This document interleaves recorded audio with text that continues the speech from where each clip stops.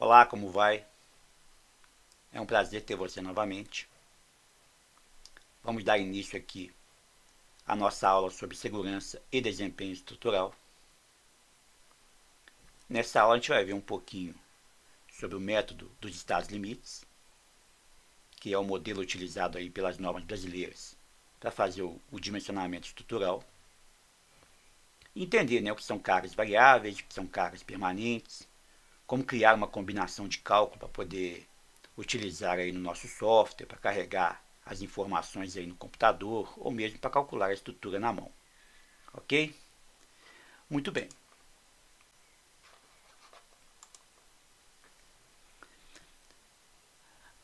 Veja bem, para que eu tenha aí o adequado dimensionamento de uma estrutura, para que ela possa depois atender aí satisfatoriamente a função a qual ela se destina, eu vou ter que lançar mão de uma norma. No caso específico da estrutura de aço, em perfil laminado, nós vamos trabalhar com a NBR 8800, projeto e execução de estruturas de aço e estruturas mistas de aço e concreto. Ok? Então essa é a norma que a gente vai trabalhar com ela. E, voltando a dizer, ela trata especificamente de perfis laminados. Os perfis formados a frio, os perfis de chapa fina, eles são regidos aí por uma outra norma, por uma outra NBR, que será visto aí em uma outra oportunidade do nosso curso. Ok? Muito bem. O que são ações? A ação é qualquer influência ou conjunto de influências capaz de produzir um estado de tensão ou deformação, ou mesmo movimento de corpo rígido em uma estrutura. Ora, eu posso ter ações de ordem permanente ou ações variáveis. As ações permanentes são aquelas que provêm aí do peso próprio da estrutura, por exemplo, meus pilares, das minhas vigas, o peso das lajes, telhado, peso de piso. Um equipamento, por exemplo, pode ser uma carga permanente. Uma piscina, a água dentro de uma piscina é uma carga permanente.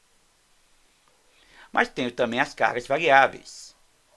E a mais importante delas é a sobrecarga de projeto, que é aquela sobrecarga que você vai ter em função do tipo da estrutura que você está construindo. Então a sobrecarga para um edifício residencial é uma, para um edifício comercial já é outro. Uma biblioteca já tem outro tipo de sobrecarga. Então você pega essas informações na NBR 6120 e utiliza aí nos seus dimensionamentos. Além da sobrecarga de projeto, que é uma carga sempre aqui no sentido gravitacional, nós vamos ter também as cargas no sentido horizontal. A mais importante delas aí é a carga de vento. Lembrando que a carga de vento é uma carga dinâmica. A gente vai transformar essa carga dinâmica em uma carga estática para que possamos calcular os nossos pórticos com os modelos matemáticos que nós temos, ok? E com o software também que nós temos, que no caso do nosso curso aqui é o F2. Muito bem. Vamos conceituar então as nossas ações. Ações permanentes são ações praticamente invariáveis ao longo da vida útil da estrutura, podendo ser diretas ou indiretas. Então, as ações diretas são aquelas provenientes do peso próprio, os componentes que compõem a construção, piso, parede, instalações, empuxo de terra ou de água. Então, essas são chamadas ações diretas. Eu posso ter ações permanentes indiretas, por exemplo, recalques de apoio. Posso ter um recalque de fundação, posso considerar isso no cálculo, a possibilidade de um recalque diferencial, gerar ali um esforço na minha estrutura. Então, é uma ação permanente indireta. Retração dos materiais, trabalhando, por exemplo, com concreto armado. O concreto vai ter a retração pode causar tensões internas, é um tipo de ação permanente. Um outro modelo é força de proteção. Força de proteção também é uma ação permanente e é uma ação indireta, porque ela é produzida através de um esforço que é aplicado na estrutura para que se possa fazer aí a proteção. Ok? Com relação às cargas variáveis, são as ações que variam com o tempo, assumindo valores significativos durante uma fração importante da vida útil da estrutura. Como nós já vimos, as ações decorrentes aí do uso e ocupação, sobrecarga de piso, equipamentos móveis, carga de vento, variação de temperatura. Tem também as cargas excepcionais. Tem como exemplo aqui terremotos, choque de veículos, né, incêndio e explosão. São carregamentos aí, como o próprio nome diz, são excepcionais. Eles vão ocorrer aí durante um curto período de tempo, mas são muito intensos, né, e que normalmente podem produzir até o colapso da estrutura. Se a gente colocar tudo isso aqui no gráfico, por exemplo, um gráfico de ações em função do tempo, a minha ação permanente vai ser uma constante, né? Vai ser uma função aqui, uma linha reta, porque a ação permanente praticamente não varia ao longo da vida útil da estrutura. A minha ação variável em função do uso e ocupação, ela vai variar.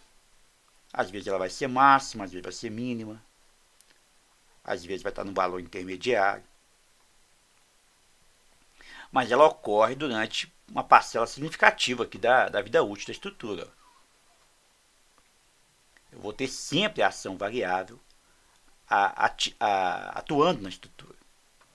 Não existe aquele momento em que não tem ação variável nenhuma. Então é uma situação de regime quase permanente. E as ações excepcionais, elas ocorrem sempre de forma muito intensa, com picos aqui em curtos períodos de tempo, mas durante aqui a vida útil da estrutura, o valor da ação excepcional é igual a zero. Ela vai ocorrer somente no instante, né? O terremoto, por exemplo, alguns segundos de terremoto, ela ocorreu, depois ela zera de novo. Uma explosão, por exemplo, ocorre naquele instante em que há a explosão. Se eu jogar tudo isso no gráfico só, porque é assim que funciona, né?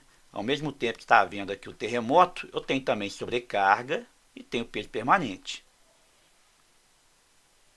Ou seja, todas as minhas ações estão ocorrendo ao mesmo instante. Cada uma com uma intensidade diferente da outra. Observe que eu posso combinar essas ações aqui, e criar uma função de ações ao longo do tempo. No exemplo aqui, eu criei duas funções. Uma função aqui azul, que varia em função da sobrecarga e do peso próprio. A essa função aqui eu chamei de regime quase permanente. Observe que ela é bem mais contínua do que essa vermelha, que eu chamei de regime excepcional, em que eu combinei o peso próprio, a sobrecarga e um terremoto, por exemplo. Então, eu tive aqui um pico do terremoto, tem um tremor de terra, depois voltou ao normal, depois teve outro pico. Então, eu tive aqui duas combinações, duas funções que combinam ações diferentes. Poderia ter uma terceira função, por exemplo, colocando o vento. O vento já é uma situação frequente. Então, eu teria aqui uma combinação frequente em que eu tenho a sobrecarga, o peso próprio e o vento. Estou dimensionando, por exemplo, uma ponte. Eu posso ter uma situação em que eu tenho que verificar a dilatação térmica, que também é uma ação frequente. Então, eu vou ter lá o peso próprio, a sobrecarga e a ação frequente, que é a variação de temperatura. Observe que para cada situação eu vou ter um conjunto de ações que podem ser combinadas entre si, que vão me dar aí a minha função de carregamento ao longo do tempo da estrutura. Ronilson, mas é muito difícil trabalhar com essa função aí variando ao longo do tempo. Perfeito. Nós não vamos trabalhar com uma função, eu dei aqui como um exemplo. O que nós fazemos é criar uma combinação de cálculo, né, interagindo todas as minhas variáveis, né, todas as minhas ações, e essa combinação de cálculo vai me dar a pior situação. Qual que é a pior situação de carregamento por regime excepcional? Qual que é a pior situação de carregamento por regime quase permanente? Qual que é a pior situação de carregamento por uma situação frequente? E com essas combinações de cálculo, eu vou carregar o meu modelo, né, meu modelo estrutural, e verificar os esforços.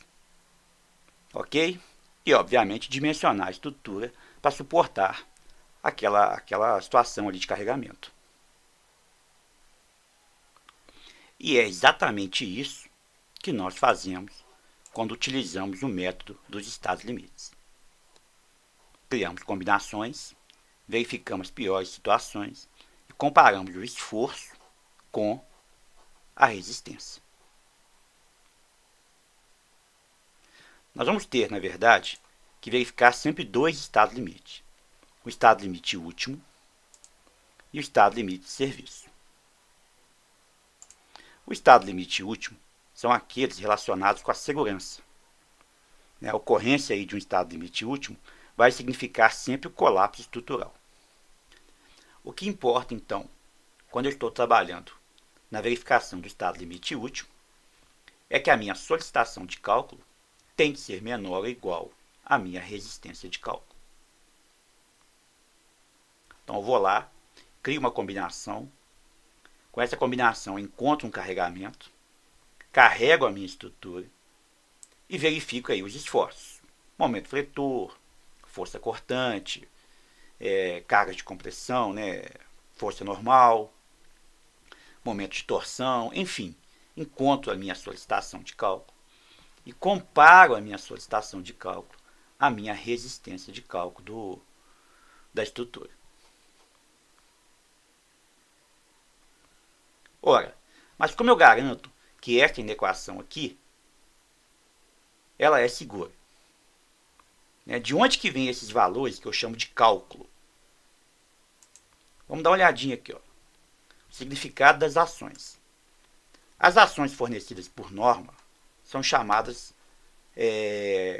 seus valores são chamados característicos. E é sempre simbolizado pela letra K. Lembra do FCK? Tensão de compressão resistente característica do concreto. O K é porque é característico, ele veria através de um estudo estatístico e foi encontrado um valor. E este valor é fornecido na norma. Quando eu pego, por exemplo, o peso específico do concreto, 2.500 kg por metro cúbico, é um valor característico. Ora, se eu jogar isso aqui num gráfico de probabilidade, e eu tenho aqui a densidade de probabilidade, eu vou ter sempre o valor médio encontrado no estudo estatístico e vou ter aqui o valor característico, ou valor nominal.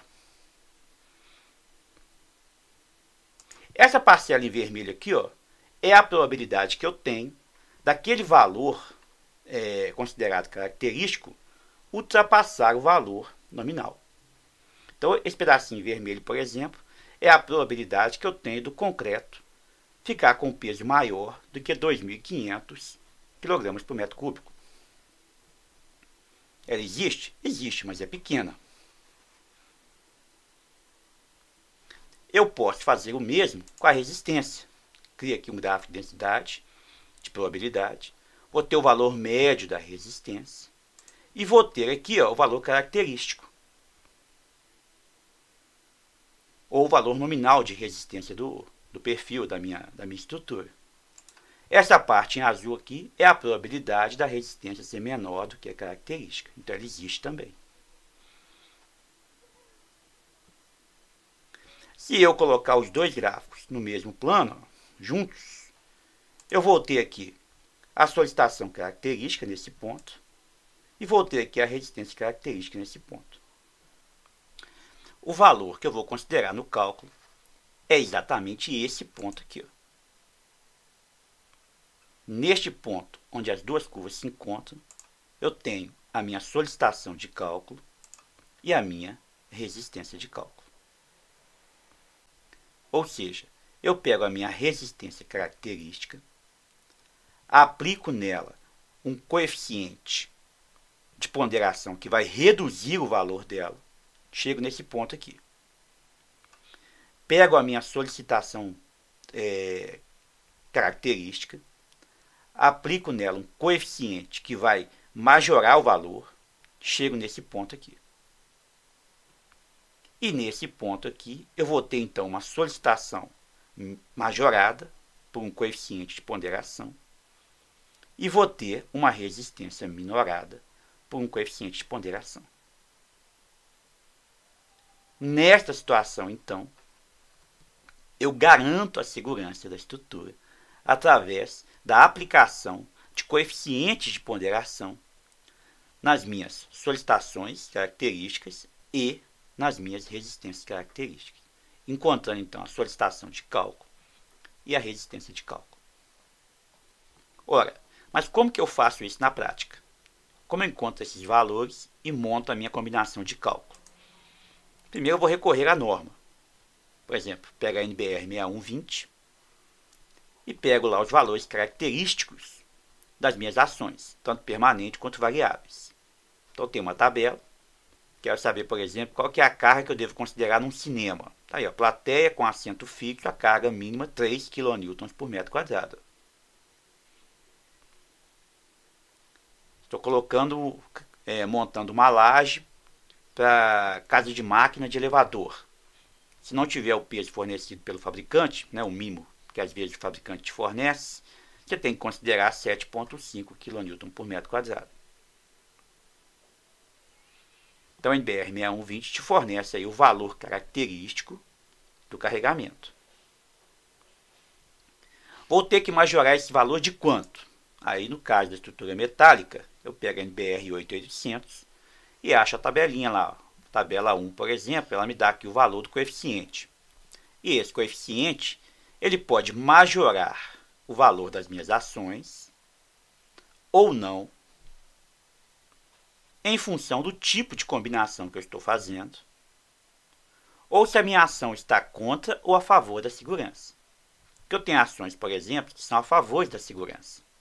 Imagine uma situação em que eu tenho o vento jogando um telhado para cima e o peso próprio jogando o telhado para baixo. Nessa situação, a ação peso próprio está a favor da segurança. Então, eu não posso majorar. Então, neste caso aqui, eu estou calculando um telhado, estrutura metálica, uma combinação normal. Se eu estou verificando a combinação em que o vento está jogando o telhado para cima, o peso não pode ser majorado. Porque neste caso aqui, o peso está a favor da segurança, está mantendo o telhado no lugar. Aí eu vou majorar o vento. No caso do vento, eu vou aumentar 40%. Estou verificando, por exemplo, uma situação de incêndio. Calculando lá a combinação de cálculo para verificar a resistência de um edifício metálico em situação de incêndio. Então, uma combinação excepcional. Ó. Então, vou majorar o meu peso próprio da estrutura em 10%. Estou calculando o peso de uma laje de concreto armado em uma combinação normal de estrutura metálica. Eu aumento o peso da laje em 40%. Então, a tabela é muito fácil de utilizar e ela vai te dar os coeficientes de ponderação aí para cada situação. Hoje, com recurso de softwares de computador, você consegue fazer várias combinações e várias verificações aí da sua estrutura. Lembrando também que eu posso diminuir o valor das ações. Mas como assim? Vou diminuir quando eu tenho mais de uma ação atuando em conjunto na estrutura. Eu vou eleger uma ação como principal e a outra como ação secundária. E a probabilidade das duas ações estarem no seu valor característico ao mesmo tempo é muito pequena. Então, neste caso, eu posso reduzir o valor da ação secundária. Então, os coeficientes estão aqui. Estou calculando, por exemplo, um prédio em que eu tenho a ação de vento como principal e a sobrecarga como secundária. Então, neste caso específico, eu posso reduzir o valor da sobrecarga e majorar o valor do vento. Para isso, eu vou usar a tabela 2, que me dá os fatores de combinação. Vamos ver um exemplo aqui. Ó. Determinação dos esforços solicitantes de cálculo. Uma combinação normal. Então, estou criando aqui uma combinação que vai me dar aqui uma situação de carregamento no estado de limite último. Esta combinação, então, vai ter que ter um coeficiente de ponderação tabelado, que vai majorar a minha carga permanente. No caso aqui eu tenho duas ações, elegi essa ação como ação principal, ela vai ser majorada pelo coeficiente de ponderação. E essa aqui vai ser o valor característico da ação variável principal. Mais a somatória, se eu tiver mais de uma, mais de duas ações variáveis, eu vou reduzir essa ação variável através de um fator de combinação tabelado, que vai reduzir aí o valor da minha ação característica, que atua como variável secundária. Criando aqui um exemplo em que eu tenho a combinação com peso mais a sobrecarga como variável principal mais o vento, como ficaria aqui a nossa combinação de cálculo? Eu tenho aqui peso da estrutura. Se é peso de estrutura metálica, o coeficiente é 1,25. Combinação normal é 1,25, 25%. Sobrecarga de projeto, coeficiente de ponderação para sobrecarga de projeto, 1,5. Carga de vento, coeficiente que majora a carga de vento no estado de limite último, 40%. Mas eu tenho o coeficiente de ponderação, 0,6. Então, vou majorar em 1,4, mas pegar somente 60% desse valor, porque ela é variável secundária. Essa aqui é a variável principal, eu vou simplesmente majorar por 1,5.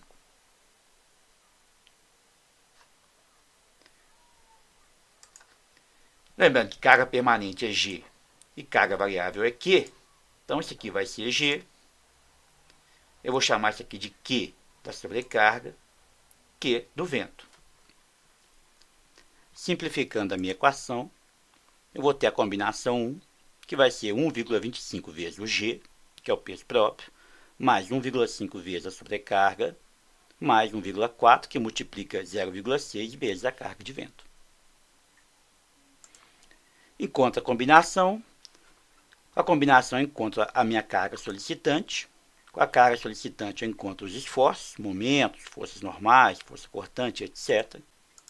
Conhecendo os esforços, eu comparo aqui com a minha resistência. Se o valor for menor que a resistência, a minha estrutura está liberada. Ok? Muito bem. É assim, então, que nós verificamos aí as combinações de cálculo no estado limite último. Ó, e a minha resistência? A resistência de cálculo, no caso da estrutura metálica, vai ser a resistência característica dividido por um coeficiente γA. O γA pode ser o γ A1, que é 1,10, no caso estou verificando o escoamento da estrutura, ou o γ A2, que é 1,35, quando eu estou verificando a ruptura da estrutura. Escoamento do aço, ruptura do aço. Lembrando que o RK é a resistência característica nominal para o estado limite último. Resistência essa que nós vamos aprender a calcular exatamente aqui neste curso. O outro estado limite é o estado limite de serviço. O estado limite de serviço ele está diretamente ligado à condição normal de trabalho de uma estrutura. São as verificações que eu tenho que fazer na condição de serviço, na condição ali para a qual a estrutura foi projetada. A estrutura não pode vibrar demais, ela não pode se deformar demais. São situações que eu tenho que fazer a verificação e tem alguns limites normativos que têm que ser atendidos. No caso particular aqui do nosso curso, a gente vai verificar o estado limite de deformação máxima, que são as flechas, nas nossas lajes, as flechas nas nossas vigas, deformação lateral de um prédio. E a vibração, a vibração de um piso. Estou construindo, por exemplo, uma arquibancada de um campo de futebol, não pode vibrar demais, senão vai causar ali um desconforto para as pessoas que estão ali dentro do estádio. E isso tem que ser evitado, tem limite para tudo. Ok? Então, só recordando, o estado limite último tratava diretamente do limite de ruptura, ou seja, quando a estrutura atingia seu estado limite último, ela estava atingindo ali um limite de capacidade daquela estrutura de suportar o carregamento. O estado limite de serviço não, já é uma condição normal de trabalho. O que eu vou definir aqui no estado limite de serviço são alguns parâmetros que devem ser atendidos para que a estrutura que eu construí, que eu projetei, ela trabalha de forma satisfatória. Como o próprio diz aí o termo na norma, né, que ela desempenhe satisfatoriamente as funções às quais ela foi construída. Ok? Vou criar combinações de cálculo, da mesma forma que eu criei as combinações no estado limite último, e os coeficientes mudam, obviamente. No caso aqui, ó, na combinação de ações quase permanentes, que é a mais comum que a gente usa, eu não vou majorar a minha carga principal, a minha carga permanente. Ó. E vou, inclusive, reduzir o valor da minha carga, da minha sobrecarga, com o fator de combinação. Se eu pegar aqui um outro caso, uma combinação de ação frequente, eu vou reduzir tanto a minha variável principal com um fator de combinação, quanto a outra variável, que é a secundária, com outro fator de combinação. E eu posso, inclusive, fazer uma combinação que leva em consideração aí ações raras. Por exemplo, terremoto. Pego as ações do terremoto, coloco aqui como variável principal.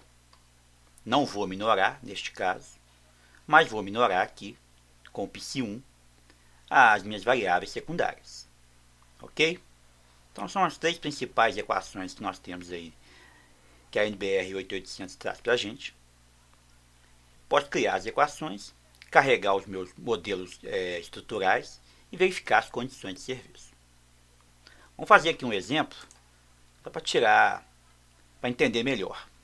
Combinação de ações frequentes, considerando aqui o vento como variável principal e a sobrecarga de projeto para edifício comercial como variável secundária. Pego a minha combinação de cálculo, que é essa aqui. Eu vou ter a carga permanente, vou ter a minha carga de vento como variável principal, vou ter a minha sobrecarga como variável secundária. Qual vai ser o valor do psi1 no caso do vento? Pego a minha tabelinha da norma, aqui, ó, vento, psi1 0,3. Volto lá, psi1 0,3. E o psi2, no caso da sobrecarga de edificações comerciais. Se a minha edificação é comercial, eu vou pegar aqui, ó, ações variáveis, né, sobrecarga, e essa linha aqui, ó. Essa linha aqui é para edificações comerciais e essa aqui para residenciais. Locais em que há predominância de pessoas e de equipamentos que permanecem fixos por longos períodos de tempo, ou de elevada concentração de pessoas. Índice 2, ó, índice 2 aqui da tabelinha é edificações comerciais. O psi2, então, vale quanto? 0,4. Volto lá, ponho aqui 0,4 e resolvo minha combinação 1. Combinação 1 vai ser o peso próprio G mais 0,3 que é de vento, mais 0,4 que é da sobrecarga. Se eu mudar a minha combinação, ó, vou usar agora, por exemplo, o vento como secundária e a sobrecarga como principal.